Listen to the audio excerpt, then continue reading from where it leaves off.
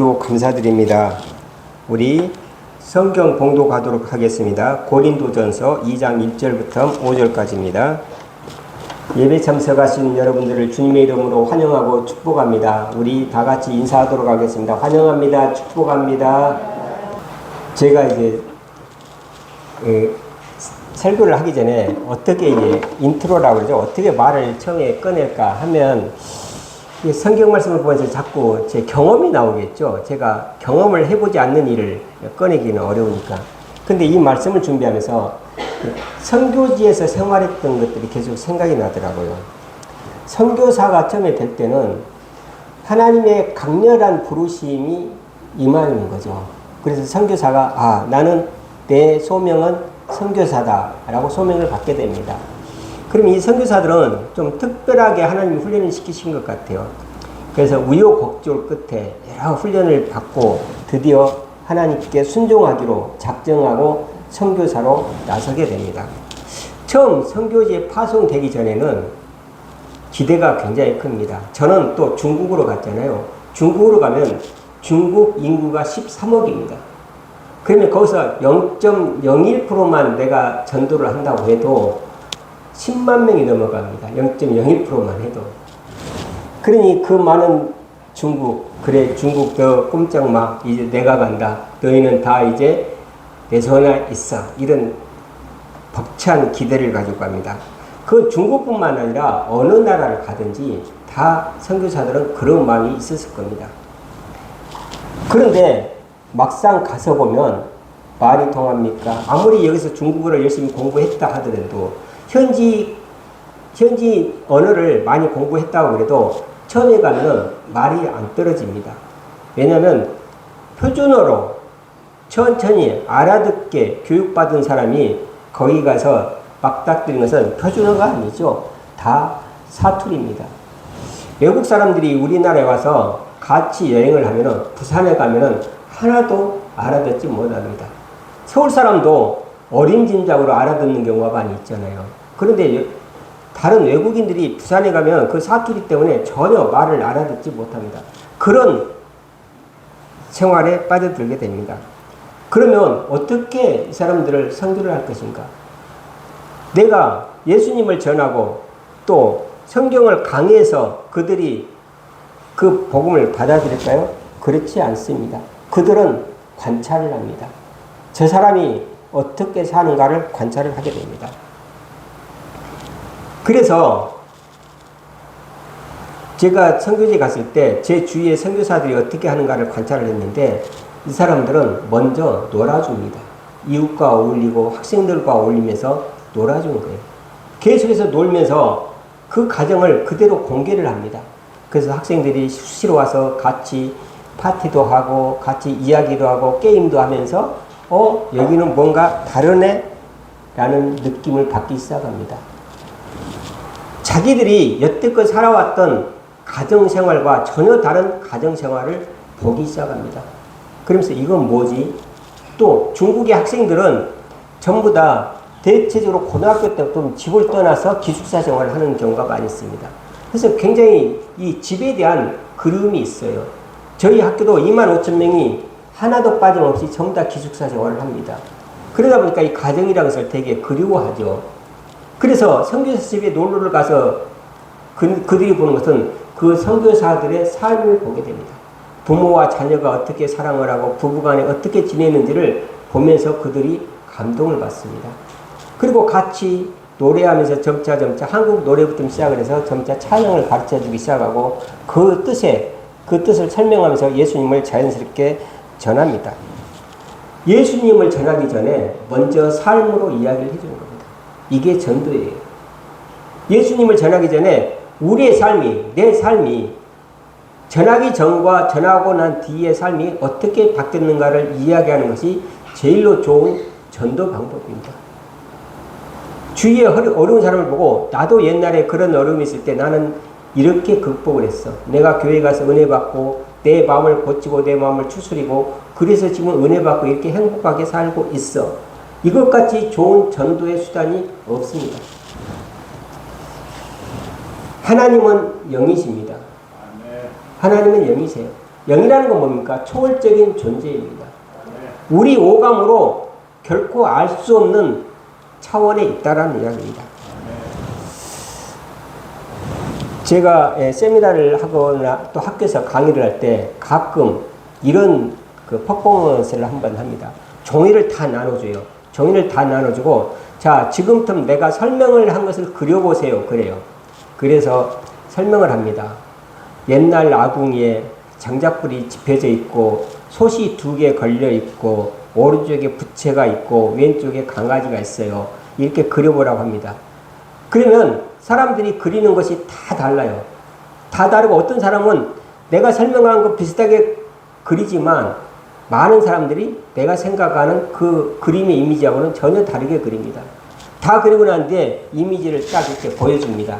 그리고 자기 그림하고 비교를 하는 거예요. 그러면은 거의 똑같이 그리는 사람이 없습니다.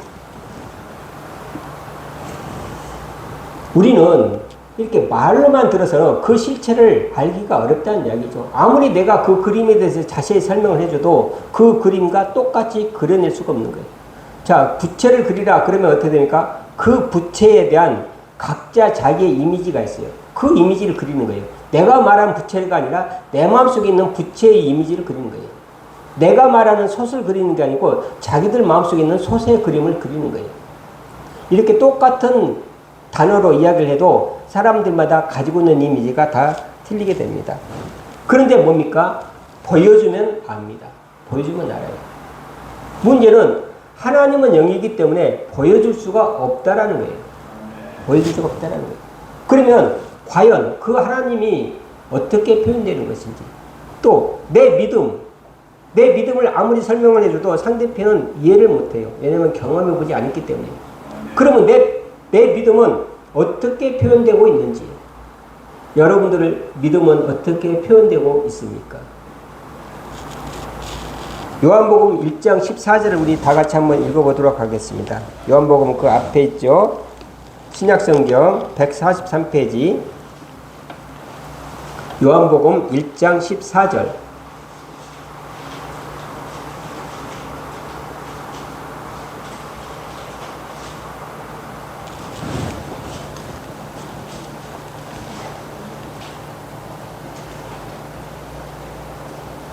네, 우리 한 절이니까 다 같이 소리내서 읽어보도록 하겠습니다.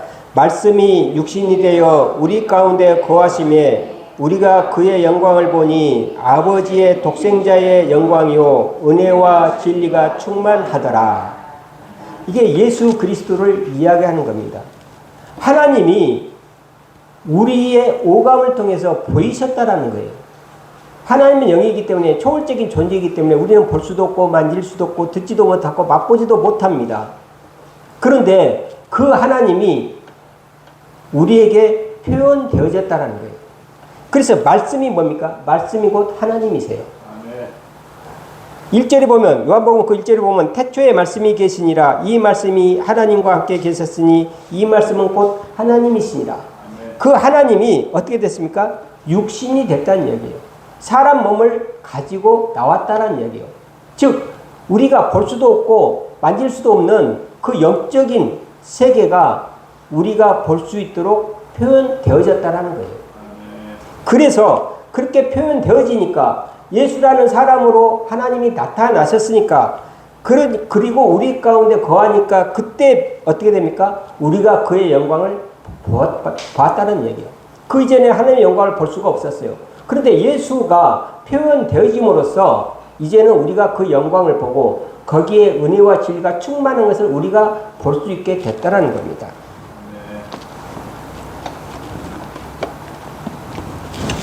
이처럼 우리는 관념적인 것이 실질적으로 우리의 삶 속에서 그 형태가 드러나야 우리는 인식할 수 있는 존재입니다.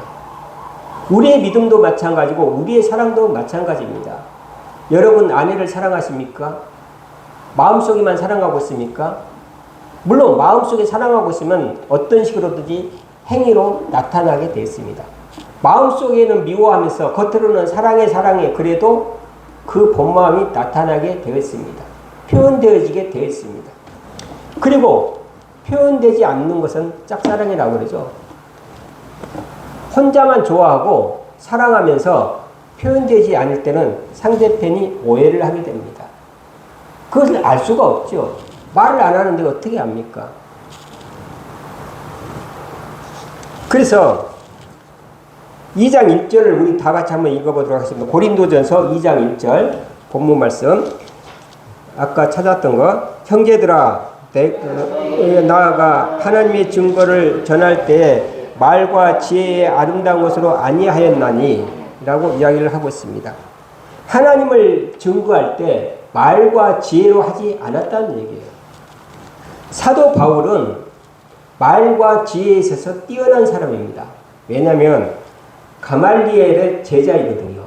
가말리엘은 그 당시에 굉장히 높은 인품과 굉장히 높은 지혜, 학식을 가지고 있고 그 밑에서 배웠던 사람입니다.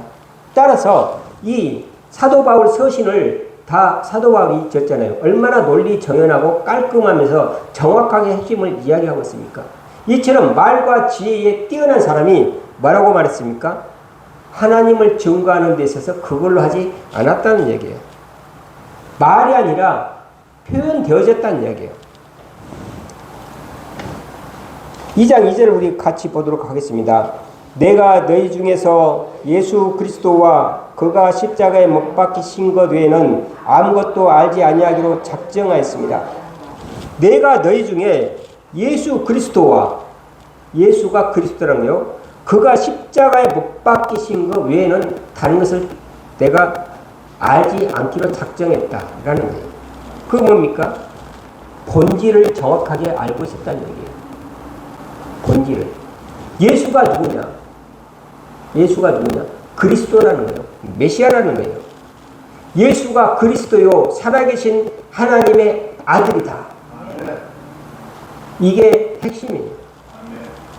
마태복음 우리가 16장 16절을 한번 찾아보도록 하겠습니다. 오늘 찾아본 게 많네요. 마태복음 16장 16절, 신약성경 27페이지, 28페이지, 27페이지나 28페이지 정도 있습니다.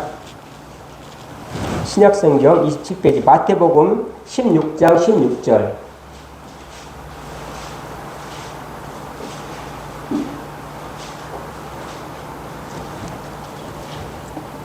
자, 우리가 다 같이 읽어보도록 하겠습니다. 시몬 베드로가 대답하여 이르되 주는 그리스도요 살아계신 하나님의 아들이시니이다 라고 이야기를 했습니다. 이렇게 이야기를 하니까 예수님께서 감동을 해요. 그 17절을 같이 더 한번 읽어보도록 하겠습니다. 예수께서 대답하여 이르시되 바요나 시몬아 내가 복이 있도다. 이를 내게 알게 한 이는 혈육이 아니요 하늘에 계신 내 아버지시니라. 감동을 하는 거예요. 이건 네 스스로가 알지 못한다. 하나님이 너에게 감동을 해서 네가 알게 된 것이다 라고 이야기를 하십니다. 이게 복음의 핵심을 이야기하는 거예요. 주는 누구예요? 예수는 그리스도라는 거예요. 구약에서 끊임없이 앞으로 메시아가 올 것이다. 메시아가 너희 죄를 다 사해 주시고 너희를 구원해 줄 것이다 라는 메시지가 계속해서 뿌려집니다. 그래서 유대인들은 그것을 계속해서 기다리고 있었어요. 그런데 어느 날 예수라는 사람이 짠 하고 나섭니다. 그런데 사람들이 저게 예수야? 아니 저게 그리스도야? 예수라는 사람이 어떻게 그리스도가 될 수가 있지? 마땅히 그리스도라면, 메시아라면 우리 민족이 지금 로마의 지배를 받고 있는데 여기서 짠 하고 구해줘야 되지 않겠어? 그리고 어떻게 저렇게 천한 마국간에서 태어나려면 왕가에서 태어나든지 아니면 사대부 집안에서 태어나든지, 그래서 힘이 있는 사람이어야지 저렇게 태어나. 또 고난받고 죽은 걸 보니까 너무 허무하게 돌아가시거든요. 십자가에 못 박혀서 돌아가시는 거예요. 아니 저렇게 힘없이 돌아가시는데 어떻게 그리스도가 될 수 있어? 이런 생각들이 팽배해 있던 거예요. 근데 그때 뭡니까? 시몬 베드로가 이르시되 주는 그리스도예요. 그렇게 유대인 민족이 오랫동안 고대했던 메시아가 바로 당신입니다. 고백하는 거예요. 그뿐만 아니라 당신은 살아계신 하나님의 아들이십니다. 하나님이 현현했다는 얘기예요. 아들이에요. 그 하나님의 속성을 그대로 물려받았다는 얘기예요. 자녀가 부모를 쏙 닮았잖아요. 예수님이 그렇다는 얘기예요. 그래서 예수님께서 뭡니까? 바로 거기에다가 교회를 세우겠다라고 이야기를 합니다. 교회를 세우겠다. 그래서 교회는 16절 주는 그리스도여 살아계신 하나님의 아들이다라고 고백하는 그 고백 위에 세워진 게 교회입니다. 이게 교회의 본질이고 우리 신앙의 본질이고 복음의 본질입니다.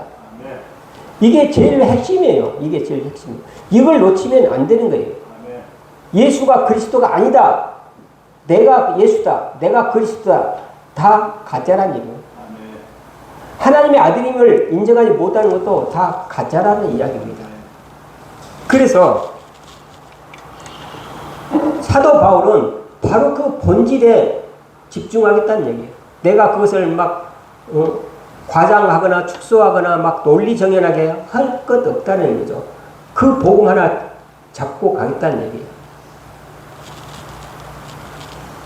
그런데 교회는 잘못하면 본질에 벗어나기 어렵습니다. 어려워요. 본질에 벗어나기가 쉽다는 얘기죠. 잘못하면 본질은 관두고 비본질적인 것에 집중을 하게 됩니다. 왜냐하면 교회 사람들이 자꾸 모여서 하면은 나름대로의 관습이 생기고 문화가 생깁니다. 그 문화에 집중하기 시작합니다. 그러면 안 돼요. 교회는 비본질적인 것은 넓게 받아들여줘야 됩니다. 본질적인 것은 목숨을 걸고 지켜야 됩니다.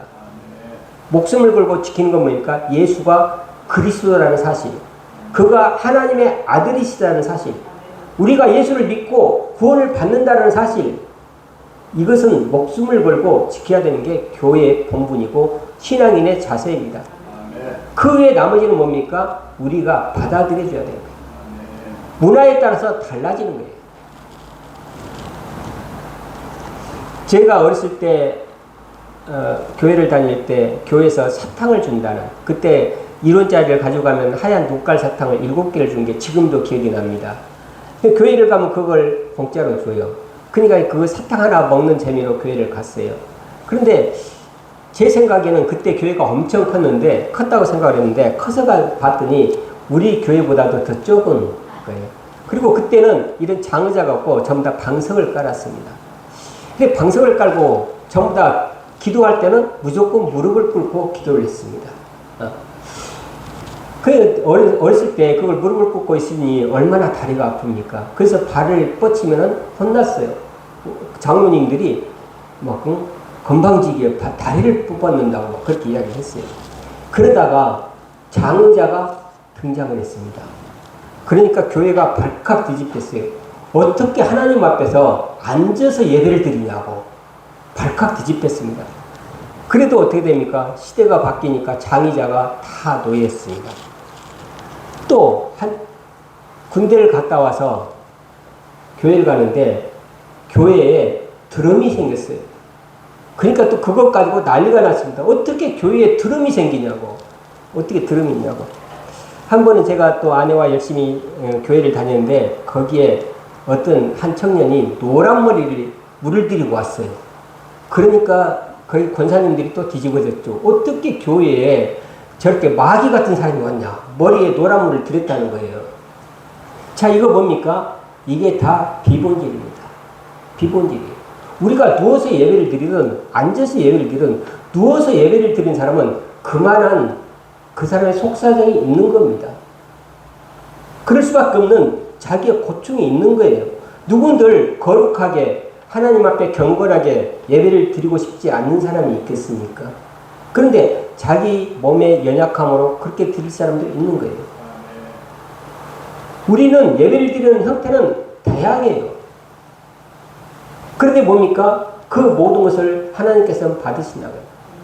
우리가 뭡니까? 하나님은 영이시니 예배하는 자가 신령과 진정으로 예배할지니라. 신령과 진정으로 받는 예배를 받는 것이지, 우리가 예배드리는 사람의 태도를 보고 옷차림을 보고 머리 모양을 보고 악기를 보고 예배를 받는 게 아닙니다. 그건 다 우리가 하나님을 더 잘 느끼기 위해서, 하나님을 더 열심히 찬양하기 위해서 쓰이는 도구일 뿐입니다. 이 도구는 시대와 문화에 따라서 달라질 수밖에 없습니다. 저는 선교사로서 이런 훈련을 굉장히 많이 받습니다. 왜냐하면 현지에 가면 우리가 생각지도 못하는 예배 방법과 그들만의 독특한 문화와 풍습이 있거든요. 아프리카에 가면은 3시간, 4시간 방방 뛰면서 찬양만 한다고 해요. 그 사람들은 춤을 좋아하고 굉장히 아프리카 사람들 그러면 왜 율동이 굉장히 좋잖아요. 그 뭐 쇠기라고 하나요? 요즘에 그 뭐라고 그러죠? 뭐 춤추면서 쇠기 좋다고 뭐 그러는데 그런 사람들은 뭡니까? 그걸로 찬양을 드리는 거예요. 여러분들 가운데 찬양을 좋아하면은 찬양으로 1시간, 2시간 찬양하면서 하나님께 영광을 돌리고 하나님을 찬양하는 거예요. 그렇게 예배를 하는 거예요. 또 나는 말씀 읽는 게 좋다. 그럼 또 성경책을 읽으면서 또 예배를 드리는 거예요. 이처럼 예배는 그 사람의 성격과 문화와 그 사람의 태도에 따라서 다양한 예배 방법이 있을 수가 있습니다. 사도 바울은 그런 것도 개념치 않겠다는 거예요. 본질을 지키겠다는 얘기예요. 본질. 그래서 내가 너희 중에서 예수 그리스도와 그가 십자가에 못 박히신 것 외에는 아무것도 알지 아니하기로 작정하였습니다. 라고 이야기를 하고 있습니다.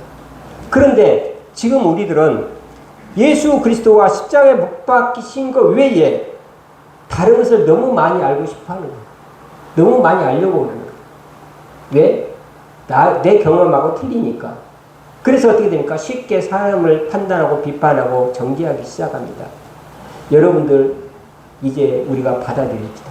새로운 예배 형태가 있을 수 있음도 받아들이도록 합시다. 예수 그리스도와 십자가에 못 박히신 것 외에는 우리가 아무것도 알지 않겠다고 사도 바울도 고백을 했습니다.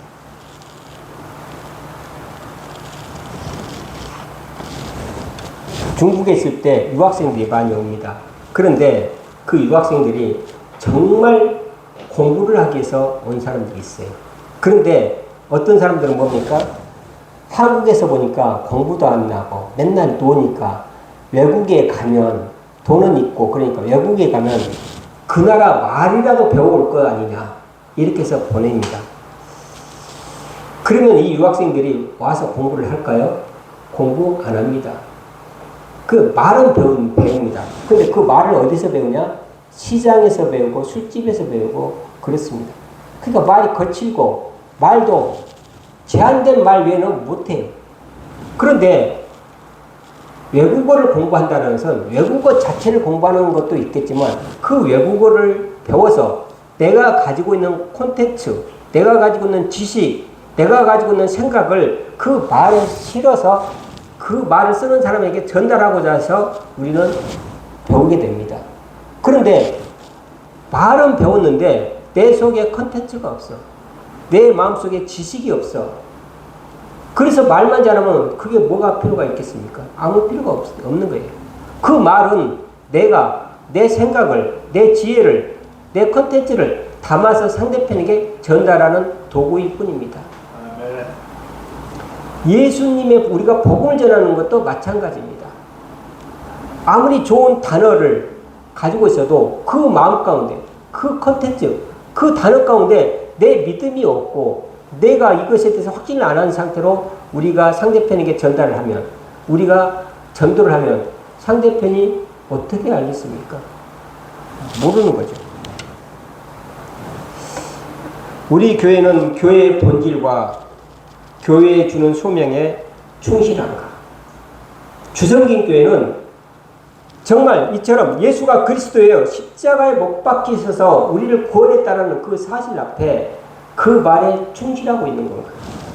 또 우리 교회에 주는 소명과 치유에 충실하고 있는 건가?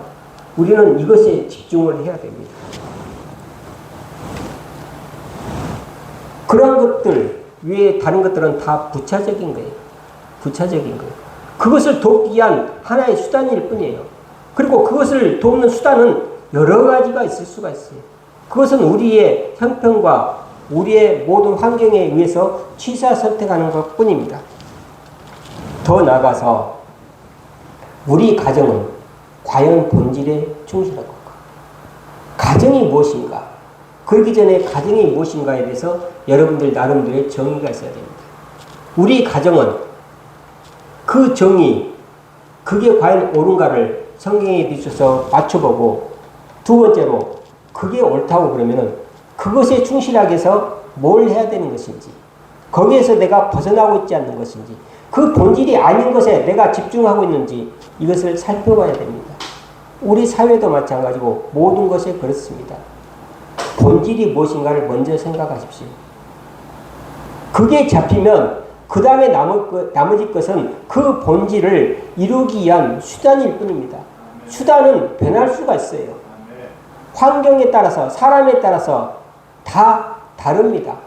똑같은 목적일지언정 그 수단은 다를 수가 있습니다. 찬양을 잘하는 교회는 찬양으로서 하나님과 교제할 수가 있습니다. 말씀이 좋은 데는 말씀으로서 교제를 합니다. 치유의 역사가 일어난 교회는 치유의 역사로 하나님과 교제를 하는 겁니다. 그것은 다 방법이 틀리지만 우리가 하나님과 가까이 하는 것 한 가지는 공통적인 것입니다. 우리가 3절을 다 같이 읽어보도록 하겠습니다. 내가 너희 가운데 거할 때에 약하고 두려워하고 심히 떨었노라 라고 이야기했습니다. 이런 본질 앞에 우리의 태도를 이야기를 하고 있습니다. 왜 사도 바울은 약하고 두려워하고 심히 떨었노라 라고 이야기를 하고 있습니까? 여기는 두 가지 의미가 있습니다. 하나는 거룩한 부담감입니다. 우리는 하나님 앞에서 거룩한 부담감이 있어야 됩니다. 우리가 에레미야 20장 9절을 한번 찾아보도록 하겠습니다. 에레미야 구약성경 1829 에레미야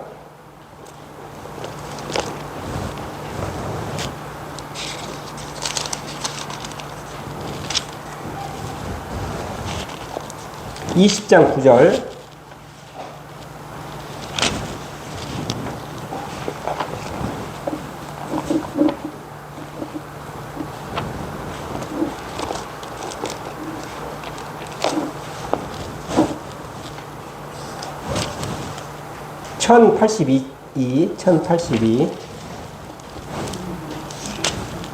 구약 1082 20장 9절 네, 다 찾았으면 같이 읽어보도록 하겠습니다. 내가 다시는 여호와를 선포하지 아니하며 그의 이름으로 말하지 아니하리라 하면 나의 마음이 불붙는 것 같아서 골수에 사무치니 답답하여 견딜 수 없나이다. 이게 거룩한 부담감이에요. 내가 말하지 않으려고 했는데도 불구하고 내 마음이 그러면 답답하고 불타는 것 같아서 견딜 수 없다는 얘기예요. 여러분들 사랑하는 사람을 만났을 때 어떻게 됩니까? 안 보면 보고 싶고 마음이 두근거리고 잠도 안 오고 그런 적이 없으십니까? 다 그런 적이 있으셨죠. 지금은 그게 언제적인 이야기인지 감감을 하고 또 지금도 그런 상태에 있는 사람도 있겠죠. 이처럼 거룩한 부담감이라는 것은 내가 안 하려고 해도 내 마음이 불타오르는 거예요. 내가 피아노를 안 치려고 그래도 하나님께 찬양을 올려주고 싶은 마음이 부담감이 있는 거예요. 내가 무엇을 안 하려고 해도 하나님이 계속 나에게 부담감을 주는 거예요. 그걸 막 하고 싶어 하는 거예요. 이런 거룩한 부담감이 있어야 됩니다. 이런 본질 앞에 주님의 복음 앞에 우리는 이런 거룩한 부담감을 가지고 있어야 됩니다.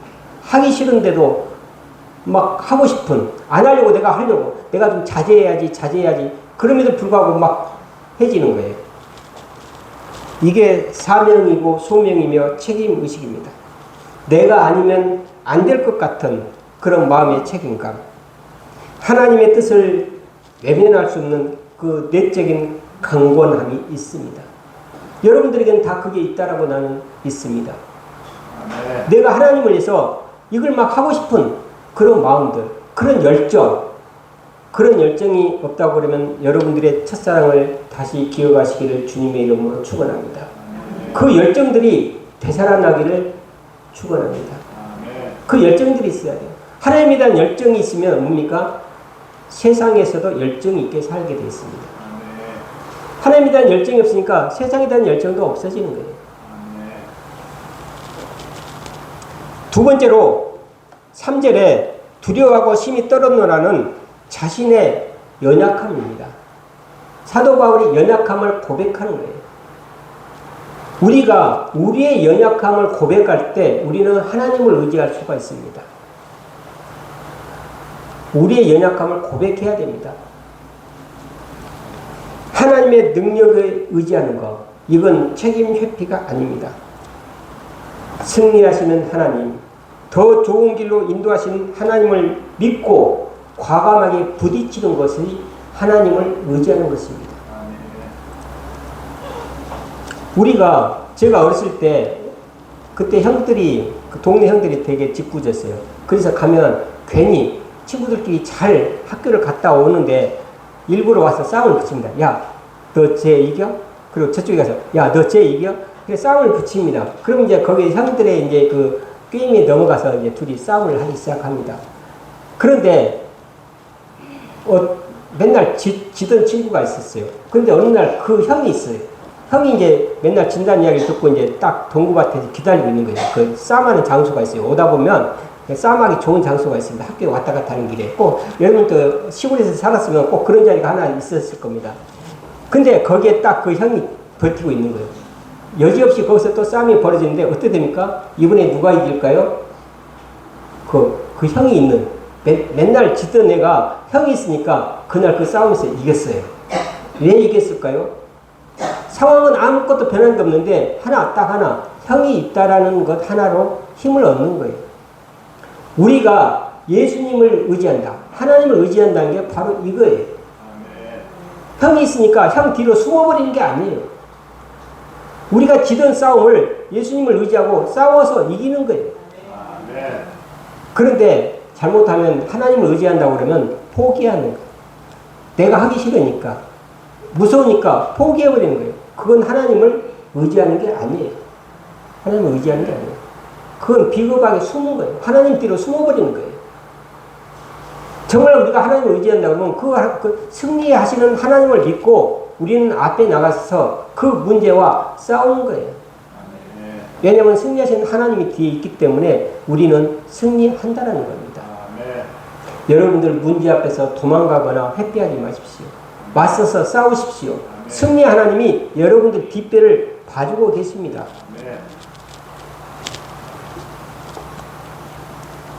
우리가 4절을 같이 보도록 하겠습니다.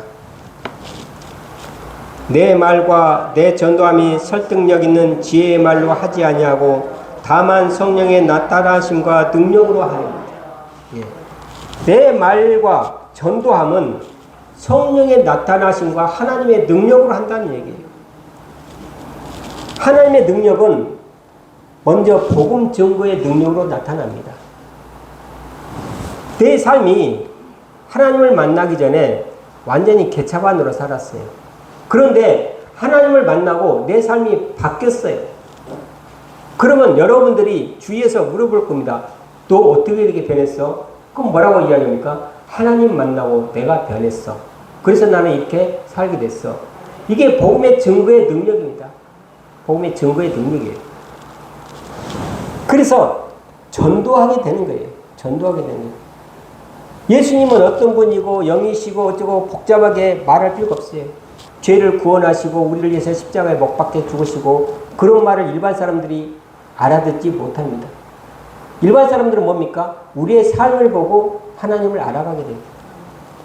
선교지에서 그 현지인들이 선교사의 삶을 보고 예수님을 알아가는 것과 똑같습니다. 그런데 우리는 잘못 이해하고 있는 것이에요. 예수님을 받으면 복을 받습니까? 구원을 받습니까? 예수 믿고 복 받으세요. 흔히 하는 이야기입니다.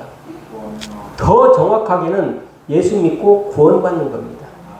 그런데 우리가 구원받으라 그러면 일반 사람들이 못 알아들으니까 구원이 뭐야? 시원보다 이런 부족한 게 구원이야? 이렇게 이야기를 합니다. 구원이란 말 자체를 이해를 못해요. 일반 사람들이. 그래서 어떻게 됩니까? 일반 사람들에게 친근하게 예수 믿고 복 받으세요. 이렇게 이야기를 하게 됩니다. 그러면 일반 사람들이 오해하기 시작합니다. 복? 그럼 우리나라에서는 대체적으로 복 그러면 오복을 이야기를 합니다. 장수하고 자녀가 잘 되고 무병하고 또 건강하고 이런 것들을 우리는 오복이라고 합니다. 거기에 익숙해져서 예수님 믿으면 우리가 오래 살고 자녀도 잘 되고 돈도 많이 벌고 이럴 것이다 라고 받아들입니다. 우리의 의도와는 전혀 다르게 받아들여요. 그런데 예수님을 믿었는데도 돈이 안 벌려요. 몸이 아파요. 그러면 사람들이 뭐라고 합니까? 이게 가짜 아니야? 이렇게 이야기를 하게 됩니다.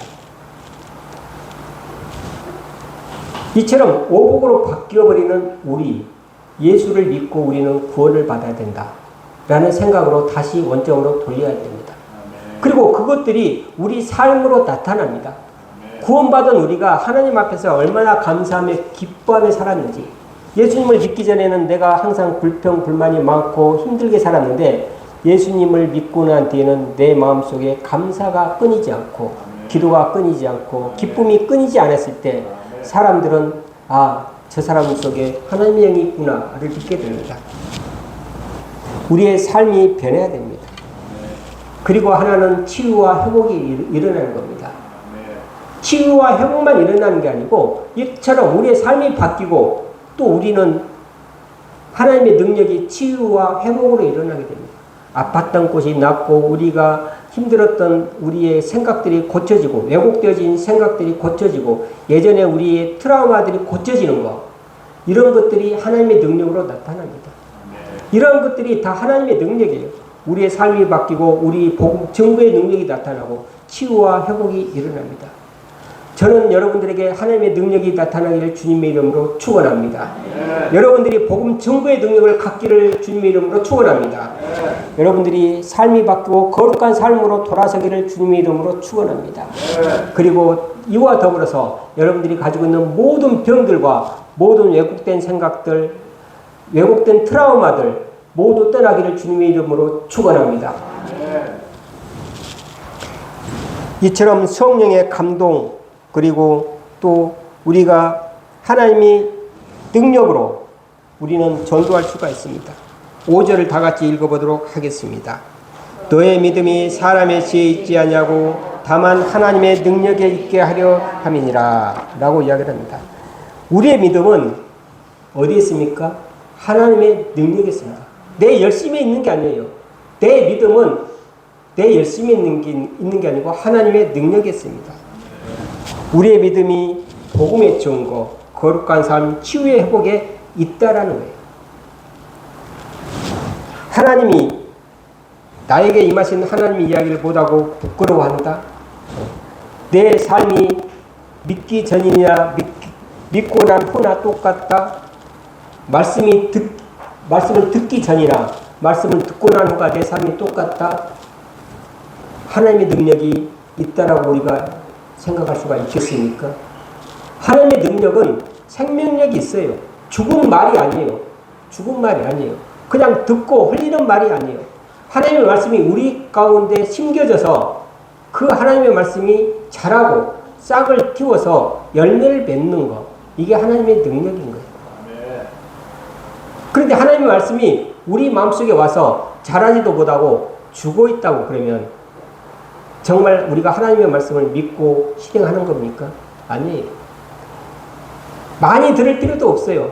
단 한 말씀이라도 오늘 제가 거의 30분 이상을 이야기했는데 이 중에서 딱 한마디라도 그것을 가지고 마음속에다 넣고 일주일 내내 그것을 생각하고 반추하면서 내 삶을 바꿔나갈 때 그때 하나님의 능력이 나타나는 겁니다. 오늘 30분 내용을 다 외울 필요도 없어요. 그 중에서 내게 와 닿는 말씀 하나 가지고 우리는 일주일을 삶에서 승리할 수가 있습니다.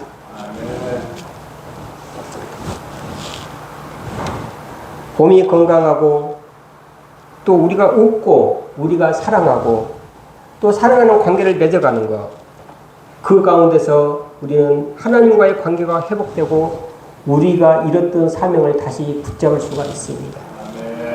여러분들은 하나님을 믿기 시작할 때 또 연초에 또 어느 순간에 하나님의 소명을 어떻게 붙잡았습니까? 다들 나름대로 하나님의 소명을 붙잡았던 기억들이 있을 겁니다. 그 소명을 위해서 여러분들은 지금 달려가고 있습니까? 이제 다시 일어나십시오. 하나님의 능력을 믿고 다시 그 사명을 향해서 나가시기를 주님의 이름으로 축원합니다. 기도하겠습니다.